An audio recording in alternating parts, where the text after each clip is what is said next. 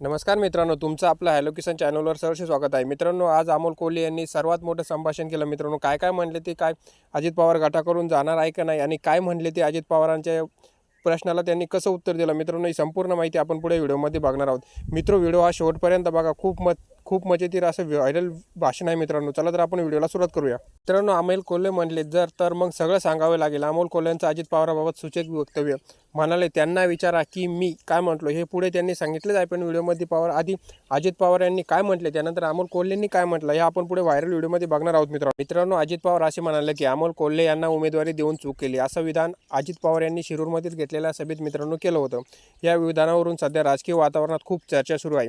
शिरूर लोकसभा मतदारसंघाचे खासदार अमोल कोल्हे यांच्याबाबत शिरूरमध्ये अजित पवार यांनी खूप मोठं विधान केलं. ते म्हणजे स्थानिक पातळीवर विधानाची चर्चा सुरू म्हटले की आम्ही अमोल कोल्हेंना उमेदवारी देऊन सर्वात मोठी चूक केलेली आहे, असे त्यांनी शिरूरमधून डायरेक्ट म्हटलं आहे. त्यावर अमोल कोल्हे काय म्हणतात आपण यावेळी. अमोल कोल्हे पहिल्या 2 वर्षातच राजीनामा द्यायला आले होते, असा दावाही अजित पवार यांनी केला. त्या संदर्भात आता अमोल कोल्हेंचं अजित पवारांना प्रत्युत्तर सुद्धा दिलं आहे. मित्रांनो, पण पहिले आपण अजित पवार काय म्हटले ते आता आपण सविस्तर त्यांच्या याच्यात बघू की ते काय म्हटले. तर अजित पवार म्हणाले की आज झालेल्या सभेत, शिरूरमधील सभेतून अजित पवारने अमोल कोल्हेवर टीका केली. ती म्हणजे वक्तव्य चांगले आहे, दिवसालाही रुबाबदार आहे, पुढे काहीतरी चांगले काम करतील असे वाटल्यानेच अनेक पक्षांचे असतानाही त्यांना उमेदवारी मात्र आम्ही दिली.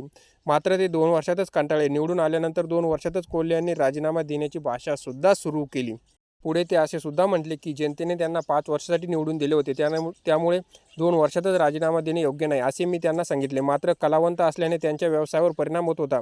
सेलिब्रिटी असल्याने रोज मतदारसंघात येणे शक्य नाही असे कोल्हे यांनी सांगितले, असा दावा अजित पवारांनी केला होता. आता याच्यावर अमोल कोल्हेंनी काय प्रत्युत्तर दिलं आता आपण ते कोल्हेंचं प्रत्युत्तर. दरम्यान अमोल कोल्हे यांनी अजित पवारांच्या दाव्याला प्रत्युत्तर दिलं.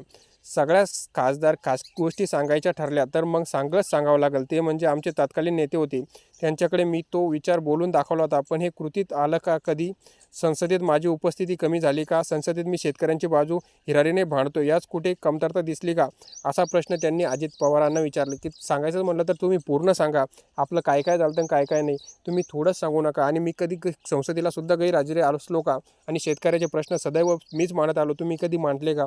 असं प्रत्युत्तर त्यांनी अजित पवारांना दिलं. अमोल कोल्हेंनी पुढे सुनील तटकरे यांच्या उपस्थितीवर सुद्धा प्रश्नचिन्ह उपस्थित केले. यावेळी अमोल कोल्हेंनी अजित पवारांना सुनील तटकरेच्या कामगिरीचे मूल्यमापन करण्याचा सल्ला सुद्धा दिला. सध्या अजित पवारांचे गटाचे प्रदेशाध्यक्ष असलेले खासदार आहेत.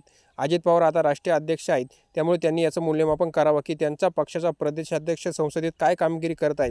3 वेळा संसदरत्न पुरस्कार उगाच मिळत नाही. मनात आलेला विचार बोलून दाखवणं आणि प्रत्यक्ष कृती करणं याच्यात संदर्भ असतो. करण्यात कुठे मी कमी पडलो का, याचंही उत्तर त्यांनी द्यावं, असं अमोल कोल्हेंनी अजित पवारांना प्रत्युत्तर दिलं. मित्रांनो, हा होता व्हायरल व्हिडिओ.